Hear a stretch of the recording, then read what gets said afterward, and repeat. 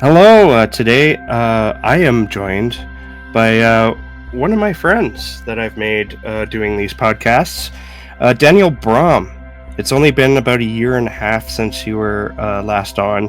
I had to look it up because it feels like it was like 2 or 3 years. It's How been have, a long year and a half. it has been, yeah. So, how have you been doing? Been doing great. Yeah, great to see you again, Jason. Thanks so much for having me back. For anyone who might not remember or any new listeners, do you mind giving yourself a brief introduction? Yeah, I'm Daniel Braum. I'm a writer of short stories. Most of them land in the horror genre. I call the stories strange tales in homage and in the lineage of Robert Aikman. So most of the stories are stories that you might come to expect or find in those old Twilight Zone shows. They're on the spectrum of quiet horror, and they're often stories with that are intentionally ambiguous, like psychological horror. A lot of play between is what's happening psychological or supernatural. I really love your stories because I think they're character heavy, character based stories, Mm, thank you. and also the strangeness, the weirdness, the supernaturalness. It's always so low key. Mm, Sometimes there's examples where it really comes at you, but um, for the most part, I think it's more believable, honestly, um, because when weird things happen, it's usually kind of low key like that, and that's what I love about your stories, along with the prose and your characters. thank you so much. Yeah, I think there is a verisimilitude in our lives, like when the supernatural happens. Often, maybe humans are built to be like, what? Yeah, did I No, just no see time to that? stop. Back to life. Life goes on. Now, before we get into your writing and that, we were talking before we came on here about Facebooks and Facebook posting, and I wanted to comment. I may have commented this before. I'm not sure, but you post a lot on Facebook. I mean, a lot, and most of your posts are quite funny. Oh, I was wondering, like, how do you come up with them and maintain them with regularity? Because that's something I would like to do just to keep like an engagement with like anyone who cares to read. oh my! I don't know if this is the expected answer or not, but man, it's because if I'm not laughing, I'm crying. 9 out of 10 of those posts are I was going to post something else. I was going to post something that was either too personal, a rant, too political, too this or too that, and I'll either take it down or I'll stop mid sentence and I'll just try to find the humor in the situation. So it's definitely like if I'm not laughing, I'm crying. That makes a lot of sense because Yeah. there's a lot of things that you talk about that you sort of make fun of. Not I wouldn't say make fun of. You make light of. Well, not even that. You just turn it into like something funny that could be drastically bad. But you do go on to the serious stuff too. Like you can tell when something's really bothering you because there's no funniness. You're just Yeah. straight edge here. Like this is BS, and we need to talk about this. Yeah. And I guess and sometimes it's because I live alone, and sometimes yeah, one of the look there's ills about the modern world and social media, but sometimes it's all we have, so it's like yeah, sometimes the real vent posts are, yeah, because it's a real vent, and I appreciate Facebook and some other places as being the place where I really get to stay in touch with people. Otherwise it would be harder to do so. Yeah. I also noticed on Facebook recently, you posted that your series on your own YouTube channel, Mm. Nighttime Logic, the seasonal readings are coming back, which I was really excited to see. I'd like to. We've talked about this before, but I would like to talk about it again because I think it's a really cool thing that you're doing. And I have to admit, I've often contemplated stealing your idea and running with it, but I'm Oh not well, going to do that. what idea? Uh, What idea is that? Please steal. Please well, steal just away. just the whole There are no original ideas. Only how we use them. just the whole concept. It's like you see in New York City. What's the name of that famous bar where they're always holding Oh, live KGB, readings? KGB. KGB, yeah. There's Yeah. always the live readings at the KGB. So this is sort of like people who can't go to KGB, you can just you can tune into Nighttime Logic with Daniel Braum and catch some really cool readings there. Can you tell us what it is and where people can find it? Yeah. So Nighttime Logic, the name of the series is inspired by the modality that I think Robert Aikman and Shirley Jackson and those kind of people write in. That's the parts of the stories that are felt, but not necessarily consciously processed. The term itself was coined by author, I believe, it was coined by author Howard Waldrop, if I'm not mistaken. And I thought it was a cool name for the reading series. God, it's running almost 10 years. Before COVID times, we would do it. We would do Nighttime Logic in KGB Bar. We did Nighttime Logic in the Lovecraft Bar in Greenwich Village when it was still around. And I've been fortunate enough to have guests ranging from the best that we have, like Sarah Langan, Peter Straub, Victor Laval, to people who've never published a short story before, or I've only published one. So that's something that I feel really good about. And I also feel really good about that. It's something that I'm really fortunate. I live near New York and I have so much available to me. But if you don't, sometimes these things can be harder. And I just want to be able to do a small part in bringing that there. So that was a surprise question. So I have a surprise question or two back for you. If I didn't, I was going to talk about this backstage when we're off, but yeah, maybe we could convince you to guest host one with me, or I was going to ask you if you wanted to be a reader at one of the ones coming up. So that would be great. Absolutely, that would be awesome. Yeah, just let me know. And, we'll talk about it. We'll talk about it off the air, and we'll set it up. Awesome.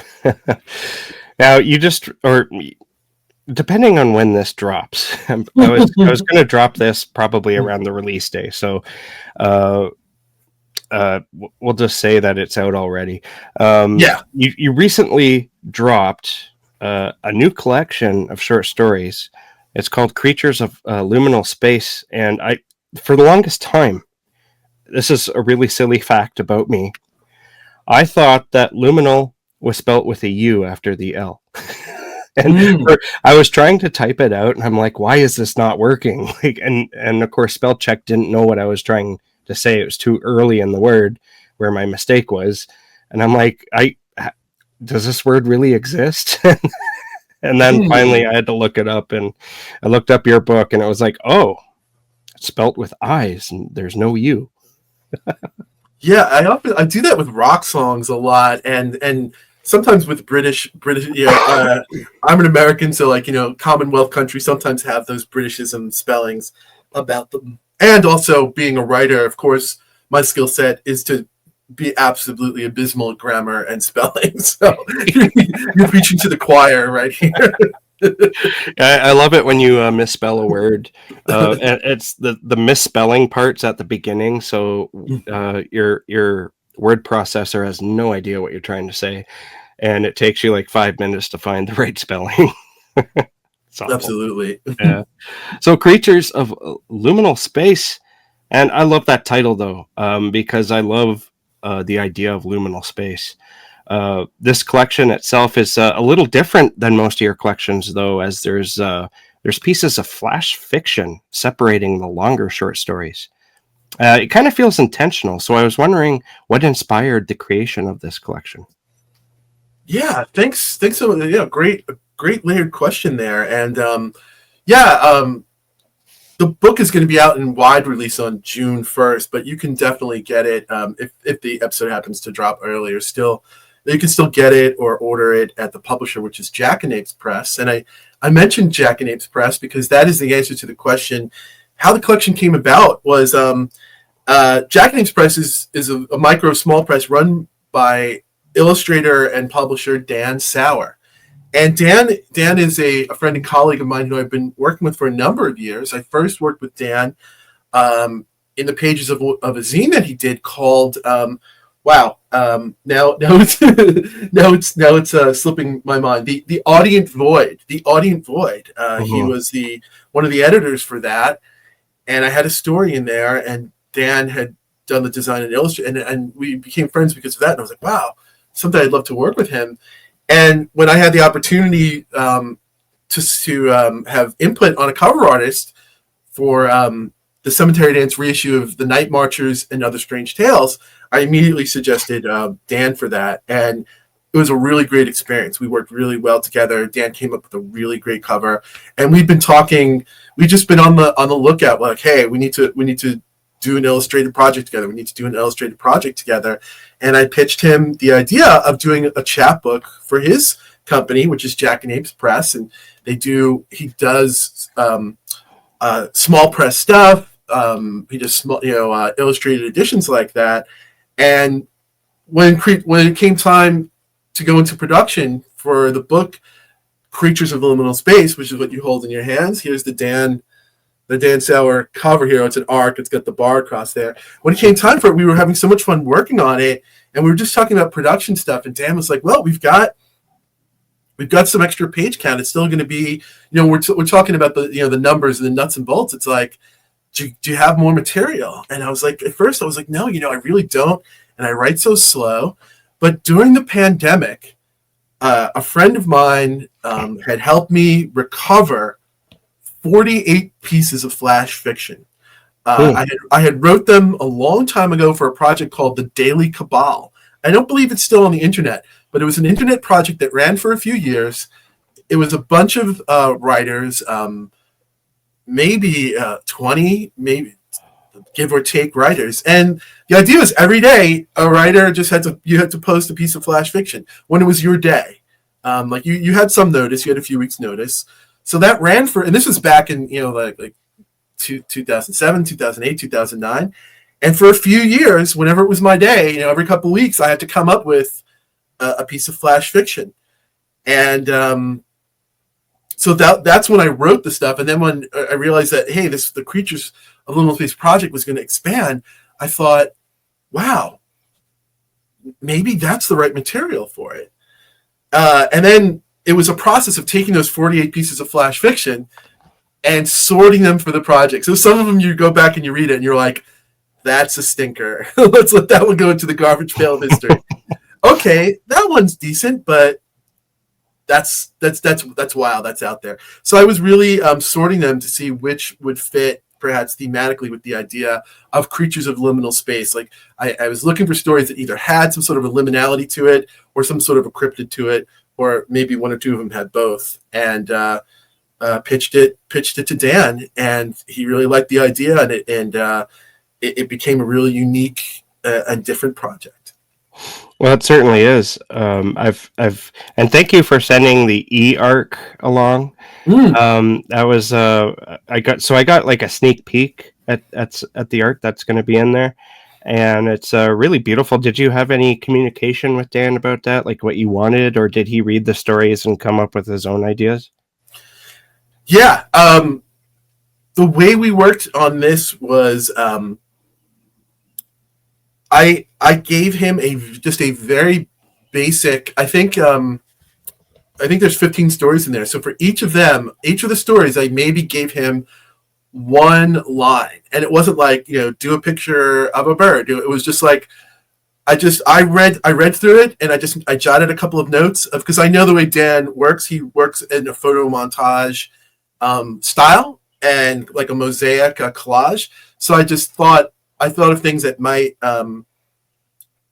be things that might help inspire him if he didn't read the stories, or things that I thought would be a cool detail if he could pick up on.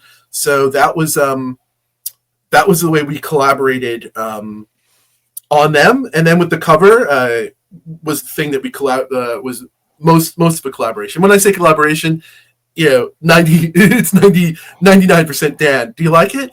Yeah. Can we add this? Can we change that? So yeah, I think I didn't collaborate with him on his amazing art, just kind of tried to do my best to inspire him. And that's what's exciting about working with Dan, is like to see he has such a unique vision that I really like, and just seeing what he comes up with is just so much fun. It was an absolute pleasure doing the project. You know. Oh yeah. Couldn't say anything better about the whole project. What's that like? Like when you get to collaborate with somebody that you absolutely admire like that? Is it very like it's got to be rewarding? Yeah, it's just rewarding and it's just exciting. Like I think there's two ends of the spectrum. Sometimes you can be like, "Oh my god, that's exactly what I wanted to see." You'd be like, Yeah. "Wow, I always wanted an image like that." And the only thing better than that is the other end of the spectrum when you're like, "I had no idea I wanted to see that, but that's awesome. I didn't Yeah. think of it. I didn't imagine it like that, and you thought of it like that, and you're just like, wow, that's where I think the real sparks are flying for me. I'm just like, yes. I had Yeah. a lot of that, and he's like, hey, what do you, and Dan is so humble and so down to earth about it. He's just like, what do when you send through the image, he's like, hey, what do you think of this? And you're just like, you're so excited. Yeah. Yeah, that's awesome. The second story, like there, as we mentioned, there's some flash fictions, and I'm going to get you to read one in a second here because this story spoke to me because I've had instances in my life where I've suffered from like sleep paralysis Mm. and other kind of like nightmare syndromes. I don't know what else to call it other than sleep paralysis. But I was wondering if Breath Stealer is that about night terrors and late night intrusive thoughts, like deep down. Yeah, I think it is. Breath Stealer was one of those stories that when I recovered it and revisited it, I had no memory of writing it. I was like, wow, because I suffer from sleep disorders. I'm being treated, but this was before, or maybe at the beginning of a long process of being treated. It's not something I really feel super comfortable talking about, other than in general ways about saying like, yeah, it's definitely categorically about sleep disorders, but also some of the emotionality Yeah, that goes with it. Yeah, waking up with shadows. yeah, yeah. So I bugged you as I usually do because I love your readings. I was going to get you to read a couple of stories, and this is one of them, Breath Stealer. Oh, And so, if you don't mind, we could get into that right now. it's an absolute pleasure to be asked to read, and it's never a bugging. Quite the opposite, and I'd be happy to read it. All right. Okay, this is Breath Stealer from Creatures of Liminal Space. Breath Stealer comes at night, when the line between what is and what was is weakest. At first, she came to me as a shadowy black cat, waking me in the night, her jaguar weight on my belly, paws on my shoulders immobilizing me. I thought she was an ancient curse I picked up in the deep of the rainforest, a manifestation of a vengeful spirit brought home from a jungle-covered pyramid on one of my long journeys of self-discovery. Surely she was vengeance incarnate, here because of the sins of my youth, my arrogance and ignorance, rivaling that of the conquistadors, a trail of emotional destruction left in the lives I touched. I often woke with Breath Stealer pinning me, and I was filled with thoughts of my past transgressions. Lovers' quarrels, risen to screaming matches, low blow words gone devastatingly too far, the seething yet resigned look on my true love's, my last love's face as she left me on the side of the road in the middle of the night. I felt my air, my life leaving along with all those things. Later on, I thought Breath Stealer was a blessing, some angelic incarnation here to reward me for all the pain I felt. I often woke to find an ethereal woman in diaphanous white hovering near me, misty, gentle hands caressing me with a lover's grace. Thoughts of things long gone, the secret things, the little moments I shared with ex-lovers and ex-friends filled me. In the last note, my true love, my last love, wrote me. She asked, where do all the good things go now? Where do I put them? I ask Breath Stealer this now. She only kisses me, and I feel my air, my life, leaving along with all these things. My doctor told me I will die if I don't do something. Not enough oxygen when I sleep. A condition called hyper, this, and toxic, that. I only know sleep is troubled. Breath Stealer comes to me now in a form I know well. I wake in the night to find something that looks just like me, sitting next to me on the bed. It touches my forehead with the back of its hand, and all the details go, till all that is left are congealed notions of moments, of all the days, all the years, a life boiled down to talking points and topic sentences. I know now Breath Stealer is not a curse nor a blessing, and I was born dying, as was each moment that passes. I sleep better now. I still know Breath Stealer comes at night, when the line between what is and what will be is shifting. All right, thank you. That story also kind of reminds me of like that moment I think most people have when they get maybe a little bit older, when the realization hits that one day you're going to die. I When all mean, mortality hits you. because I think you know that. Like my son, he knows that, but it hasn't set in yet. He doesn't have the mortal fear of that yet. He probably still thinks that he's immortal, as we all do when we're young, even though we know we're going to die. Like for me, I was 35 when the realization hits, like this is going to happen. You're going to die one day. So it kind of reminds me of that too, Oh, thank you. which is kind of a dark thing, but Yeah, that's it's what we're here for, right?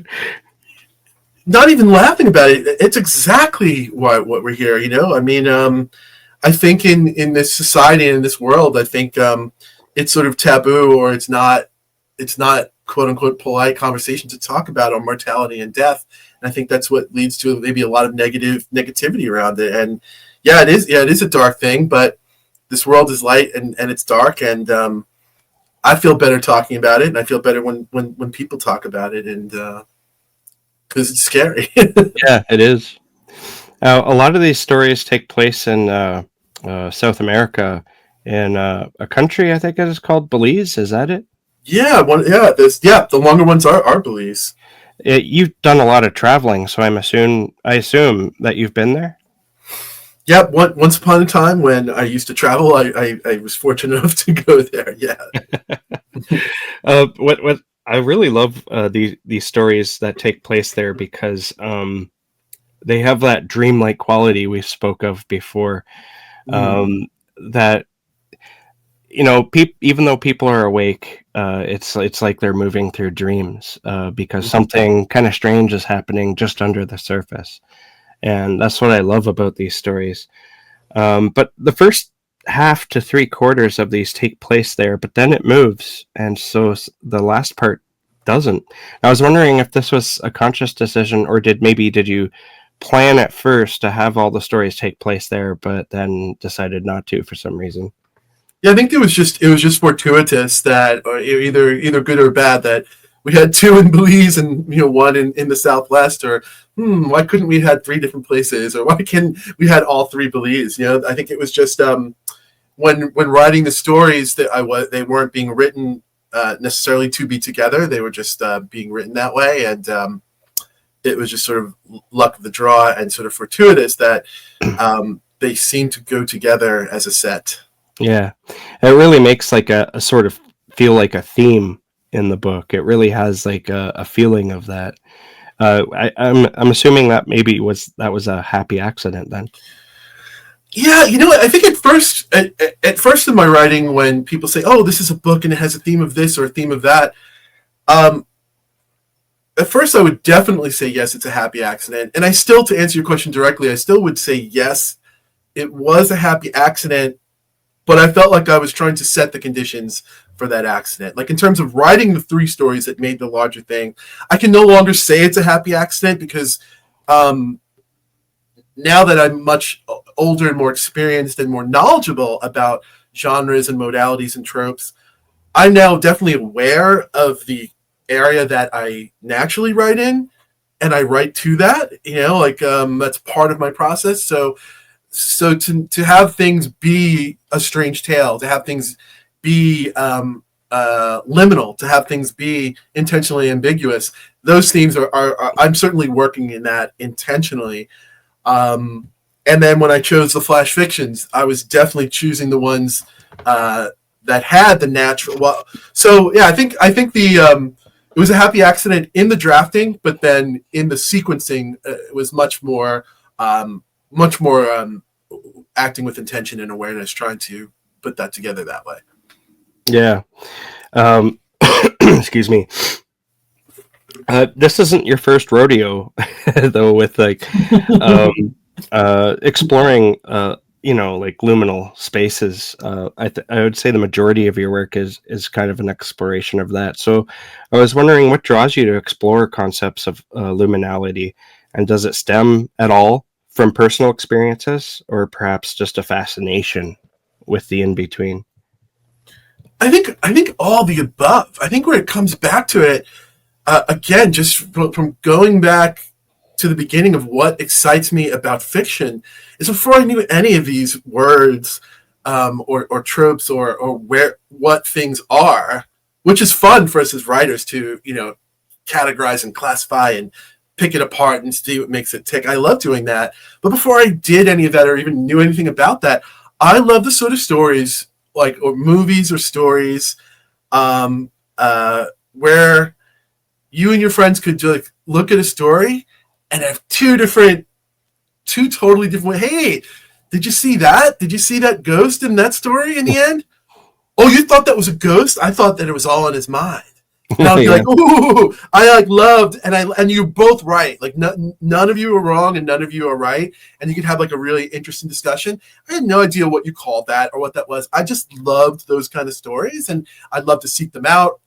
They seem to be, rarer and fewer far between. And as I became a writer, I realized, those are the ones that I want to write things like that. And as I became more and more experienced as a writer and more educated as a writer, I realized who the people were that did that, or what that was called, and where its place was. Yeah, I love that idea too. When you're talking about a story with somebody and they have like a different grasp than you, like I really, when you said that about, I thought it was all in their head, and it was like, oh my god, that's such a great idea. Right. Just imagine, right? Like, and then you get all excited and. And you could see like, okay, I'm totally wrong. I missed that, or I missed that thing. Or, yeah, you could be like, it was, just it adds a level of interactivity between the self. I mean, there already is that thing going on, but it feels like there's so much extra spark and charge of interaction between the story and the reader, and even other readers. Yeah. Now, there is another theme, at least in one of the stories, of addiction that I haven't really noticed from you too much before, Creatures. This one tackles it directly in Phantom Constellations, I believe. There's some partaking of drugs, but it goes much deeper than that. Can you talk to us a little bit about that story? Yeah. I feel like as you said that, like the light, I think the light kind of came on outside, that the sun, it's just kind of like a divine, like. I think the sun is like coming right. Yeah, I didn't think of Phantom Constellations at first. For a second, I was like, oh my god, which story is that? I didn't think of Phantom Constellations as necessarily being a story about addiction, but how could I not see that? The main character is a recovered addict, and a lot of the speculative element, the whole story is about is about like a drug fueled desert adventure. So drugs that is a story about drugs. I didn't necessarily think about. I don't know a lot about addiction. I think when I was crafting that character, I wanted to have that character be. I wanted to have him be a caretaker of a character, and I also wanted there to be a lot at stake for the character. When I definitely knew that this was going to be a story about, hey, was what the characters experienced real, or was it something to do with the drugs? And what was at stake for this character, it made perfect sense that the character would be pushing himself to be able to do this. So, like, to be able to take care of people who are still in the throes of recreational drug use is something that's probably dangerous for an addict. And yeah, that's where I think the decision to have him, to have that element of addiction came from.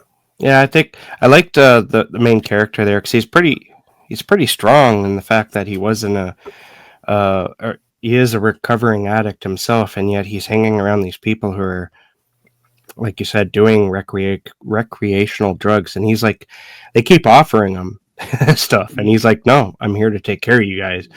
And then there's one point where they're all out in the desert tripping out, and he's like, yeah, I'm gonna go to bed now. Yeah. I love that story. Thank you. And you know what? I love it when you write about the desert. I still remember that one story where they were in the desert and they were like playing guitar under the full moon with those amps. That's just like, oh my God, that sticks in my head. Like, thanks. Yeah.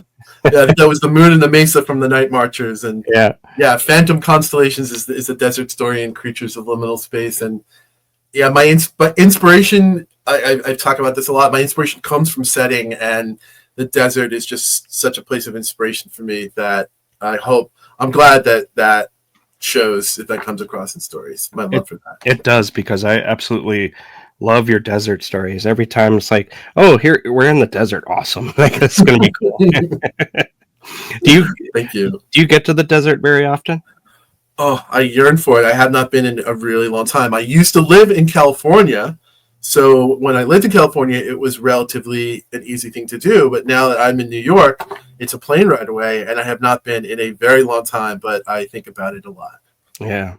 Have you ever been on those overnight expeditions into the deep desert?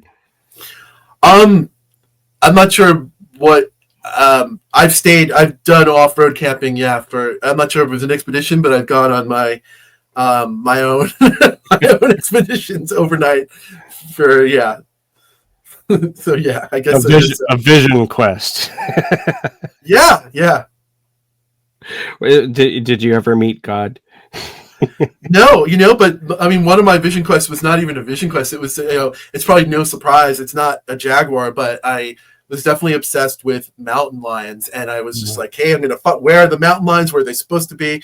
And, took all my vacation time. I think I spent 10 days or even more doing this like real off-road camping, looking for mountain lions. Didn't meet God.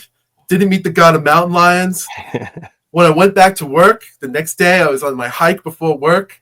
There was a fog bank, and in that fog bank, there was my mountain lion. Encountered that mountain lion like right close to home. So sometimes we go seeking for adventure, and sometimes adventure finds us.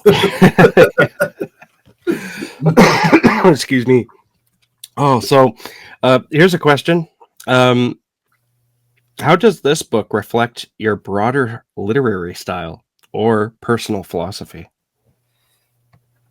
Yeah, that one, that's an easy question, in that I feel like the three short stories, I feel like are strange tales. And for me, a strange tale is a story that is meant to be intentionally ambiguous and can be read to be with question to the reader: is what happened literal, supernatural, or is what happened psychological? And the answer to that is of not consequence to the enjoyment of the story or to necessarily the outcome of the characters and their humanistic arcs. So in that way, I feel really good about these stories, and that I feel like they were, at the time of the writing, they were like my state of the art. Like, these were the stories I always wanted to write. I always wanted to write with awareness and control strange tales.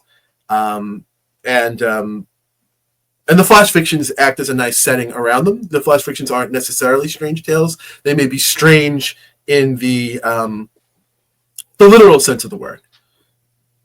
Mm-hmm. Okay. Um, I think maybe it's time for another reading if you're up for it. I'd love to. I think you chose because I chose the first one and you chose the second one. Yeah. I believe that's Human Impersonation Day. Yeah, that's a great one to. That's a great, strange story in Yeah. the literal sense of the word.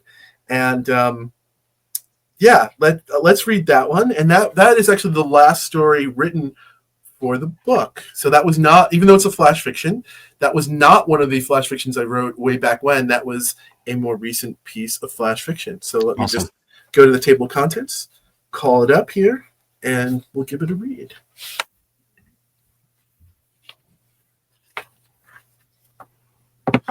This is called Human Impersonation Day, and I'll take this time. Let's see if it comes out. This is one of the illustrations by Dan Sauer, and I think I didn't get a chance to do the other one. We could do the illustration for Breath Stealer, which is such a cool interpretation of that story. So it's fun to show those illustrations. And here's Human Impersonation Day. Human Impersonation Day comes once a year. My sister and I have our pockets full of shiny things and are trying to get to the rooftop unnoticed. Last year, I made it backstage for the Van Halen concert at Nassau Coliseum and placed green candies in all the dressing rooms. She went to the Museum of Knives in the Catskills and left quizzical poems on strips of black paper for the staff to find. That day, she broke the rules of reverse thieving, though, and absconded with one of the blades. Outside the windows of the New York City skyline pretends to be permanent. Let me read that again. Outside, the windows of the New York City skyline pretends to be permanent, its reflection shimmering in the Hudson. The humans here are costumed and dancing. We'll have to weave through them to get to the stairs. Look, that one is dressed as Edgar Allan Poe, my sister whispers. Poe, I say. It comes out almost like a human word. My sister's disappointed look shows concern I might blow our secret, that we are more than we seem. She doesn't know that I have a secret too. I didn't tell her the truth when I agreed to join her mission. Ooh, great costume. What are you? Instead of answering, I give the human guarding the stairs a chocolate coin, a paper flower, and a squid made of sparkling gold sludge from my pocket. Still can't let you pass. The king of the rooftop is up there tonight. I know. I produce more Hanukkah gelt, a bottle cap, a polished dime, a priceless ancient silver coin, a steel screw from the glasses you lost last summer. My sister shakes her head condescendingly, then takes the man's hands in hers, looks into his mind, and gives him a glimpse of the world between worlds. His blue left eye widens. I want to poke it out and eat it. Then we are ascending in the inelegant manner of non-winged things. A peacock my sister once knew is parading on the line where the rooftop crosses into dreams. Things that look like child's impersonations of birds dance with humans on a mosaicked floor. The tiles depict spirits eating birds, birds eating spirits, all of them entwined with the serpents from the king of the rooftop's head. I thought we'd have to get him alone. The spinning humans don't notice our approach. Their dance mirrors their lives outside the rooftop. Those lives a mirror of the solar system, of the universe, of everything. My sister puts poems in the king's pocket, songs in his mind, soft pecks on his face. I study it. It pleases me. I think I will take it. Give me your knife. Why? I'm not changing back. That's not the way this works. I love my sister, despite her penchant for rules she thinks will stave off meaninglessness. I reveal my secret in my question. Sister, will you visit me next year on Human Impersonation Day when I am king of this rooftop? The peacock chortles in approval of what is about to come. Awesome. Hand clap. Thank you. So do you remember writing that one? Yeah, that one was written pretty relatively recently, because that was written for, it originally appeared in the Weird Fiction Quarterly. It's a themed journal of weird fiction, flash fiction, and the theme was masks and disguises. So that was what I came up with for that issue. Awesome. Now, I was wondering, because we spoke briefly earlier about themes. I was wondering if you have any themes that you would like readers to take away from when they read Creatures of Liminal Space. Just the theme of liminality, the theme of in between, and all of what that means. Whether it means what it might mean for the characters in there, what it might mean to me when I wrote them or put them together, but most importantly, if it inspires something in them, if they could feel something liminal, if it'll be something that they see in there, like a Rorschach blot. So I hope that they come away with something. What that is, I just hope that they see something in it. Yeah. I also wanted to comment, like, I kind of noticed while reading this collection that a lot of your characters, they feel like drifters almost, especially the Belize stories. It's like people find themselves there, especially the one with the hotel. They don't know where they're going to go from there. They're kind of like thinking about starting over. Is this a continuing thread throughout a lot of your stories?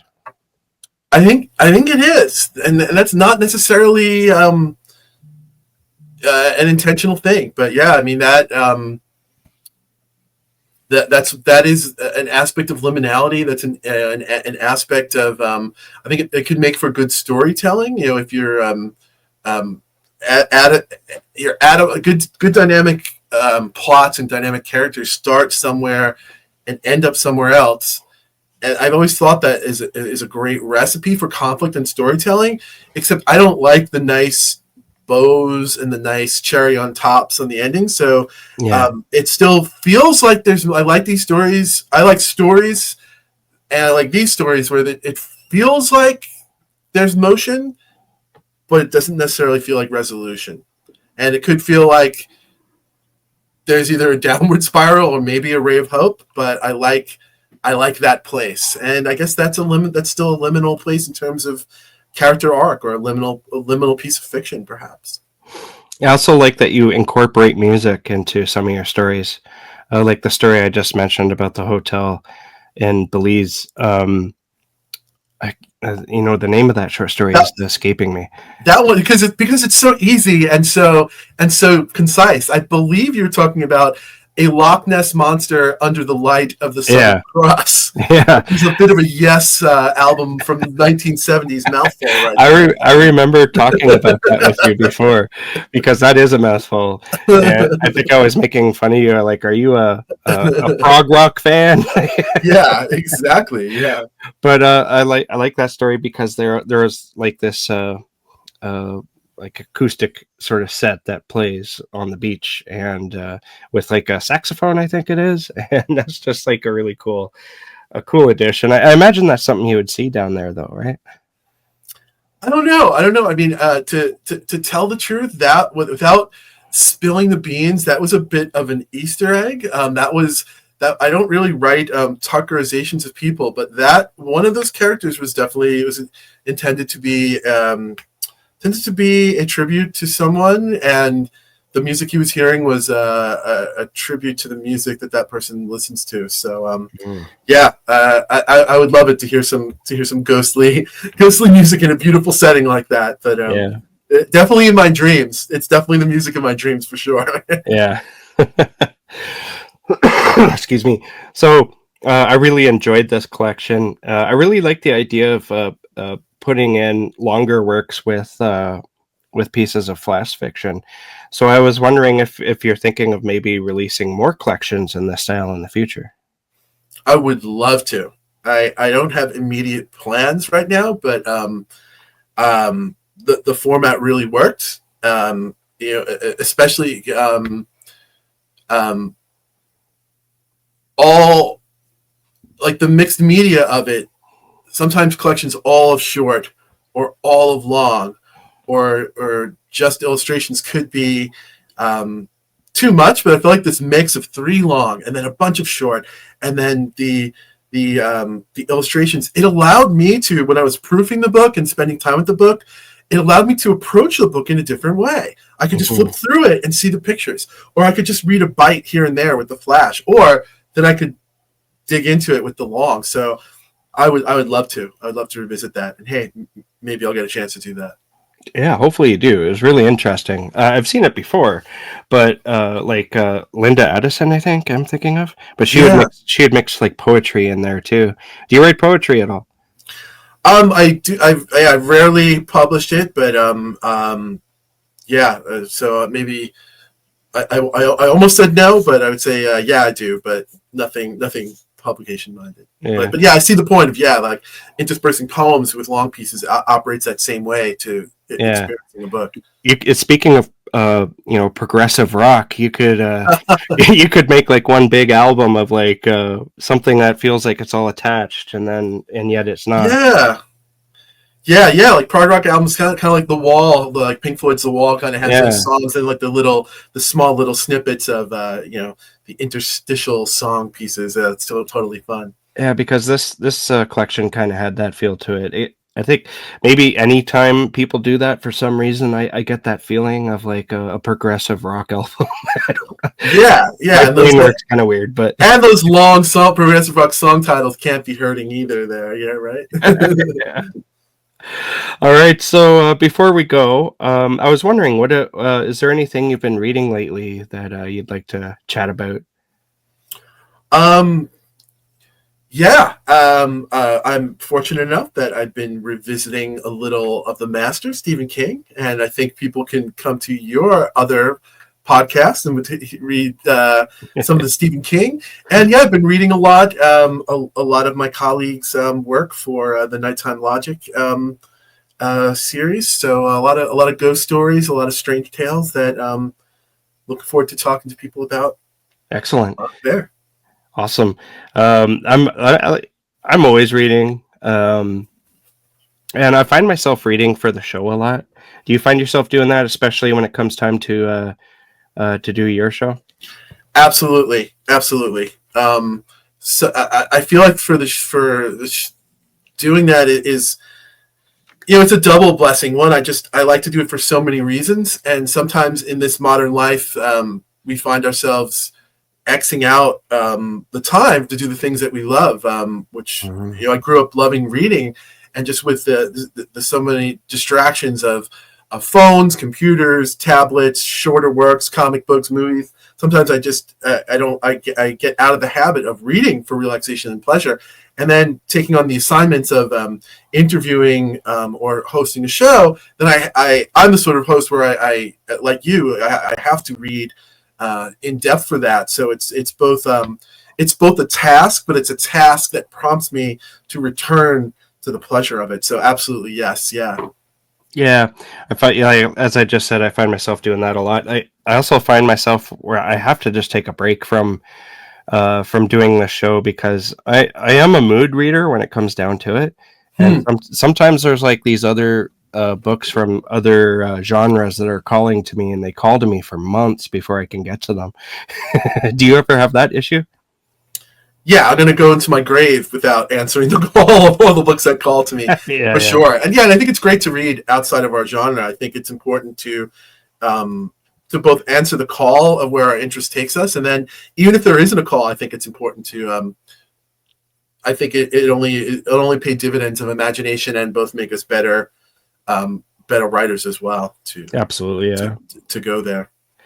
Something I'm reading, now, like the book that is like I'm reading Isaac Bashevis Singer stories. I'm doing a panel on Bashevis Singer, and that was someone I've been meaning to read for quite some time. Nice. The horror stories of Bashevis Singer. So that's the most recent author that I've been reading. Excellent. So, what are you working on right now? If you're able to talk about it. Yeah, coming out in the fall. It's amazing. Sometimes it's feast, sometimes it's famine. But in the fall, my next short story collection, which will be my fifth short story collection, is called Phantom Constellations. Yeah, actually, the Phantom Constellations from Creatures is also going to be in that book, but it's the title story of the next collection coming out from Cemetery Dance in the fall. That is incredible. I can't wait for that. Thank you so much. Yeah, just working on sequencing the stories and just doing the last minute nips and tucks on that right now. Is it like full-length short stories or full-length short story collection? Yeah, that's why when you asked about flash fiction, I'm like, well, the next one isn't going to have any flash fiction in it. Maybe I'll get to sneak one into the table of contents, but it definitely won't be the same sort of thing. You said that comes out in the fall. Yeah, I believe it's the late fall. I believe it is set for a November 2025 release. Phantom Constellations from Cemetery Dance. Excellent! I can't wait for that. I'm excited. Thank you so much. I absolutely love. Like, you're one of my favorite writers. I'm not gonna lie. When I'm reading you, I've said this to other authors, but I never lie about it.